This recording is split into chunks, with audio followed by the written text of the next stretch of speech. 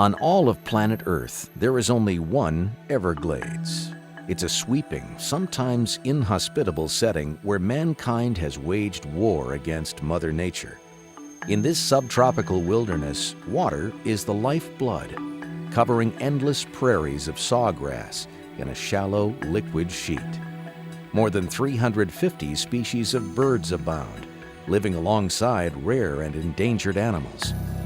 This is the Everglades, easily recognized as the world's most famous wetland. It's a World Heritage Site and International Biosphere Reserve. But it's only part of the Everglades' complicated, colorful, and sometimes heartbreaking story. Once, the Everglades covered nearly 11,000 square miles of South Florida. Today, only half of the original Everglades remains, the rest forever lost to drainage and development. Join Charles Kropke, author and adventurer, as he embarks on an insider's voyage into the Everglades.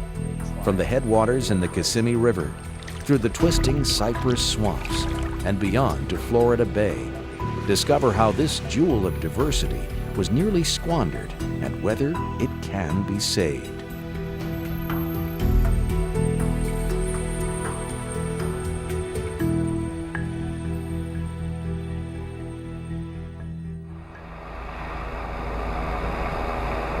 It is a region so different that it hardly seems to belong to the United States. Written by a conservationist in 1929, these words still aptly describe the mystery of the Everglades.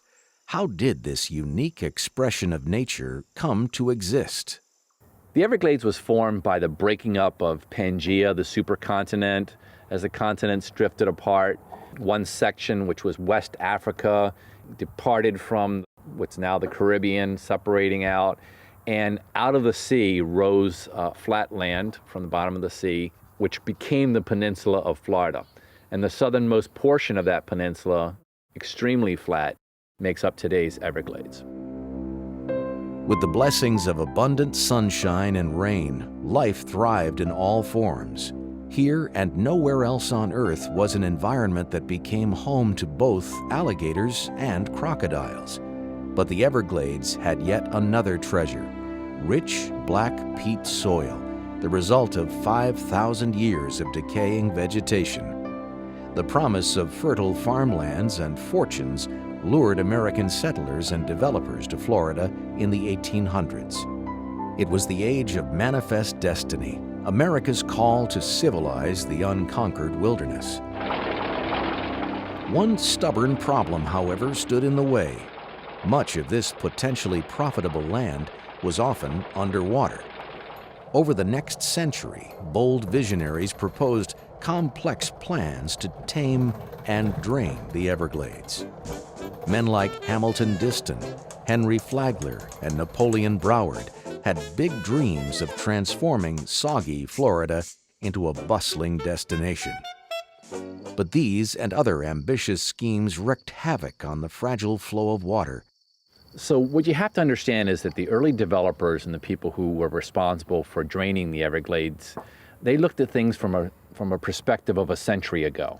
And their idea was that it was a vast amount of land with water on the surface. It could be made into productive agricultural settlements and settlements for people. They didn't understand that lifting that water from the surface of the land would actually have such an impact on the quality of life or even make it impossible to live in southern Florida. Now, the world's largest ecosystem restoration project is underway, costing more than $13 billion and stretching over 40 years.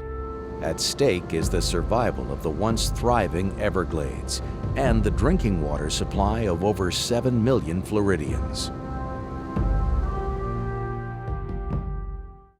To better understand the Everglades is to journey from its wellspring, the Kissimmee Basin.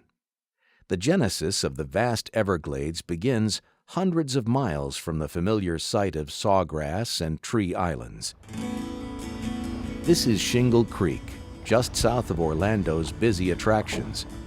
Here, water gathers from underwater aquifers, rainstorms, and streams, beginning the long journey southward to nourish and sustain the Everglades.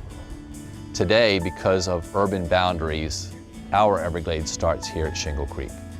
And the more pure, the more beautiful Shingle Creek is, the more that the water quality that goes downstream is improved. And that's the whole idea about bringing the Glades back to life. It's start north and head downstream and get it right at each stage.